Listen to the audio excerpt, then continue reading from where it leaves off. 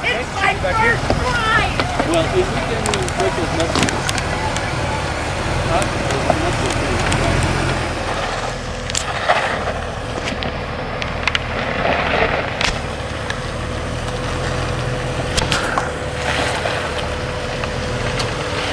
Slow and easy. Nice. Very nice.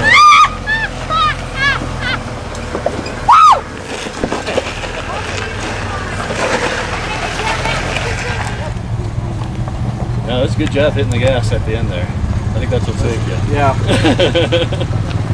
Good job. Well, so I told Kirsten I wasn't necessarily intending to do that, but I knew that was going to be a possibility because I knew this big hole was here. Yeah. So I was mentally prepared that when it started to happen, instead of reacting with, man, I can hit the brake, it would have sent me over. And you hit the gas and get it back up. The front end back into the back end. Yep.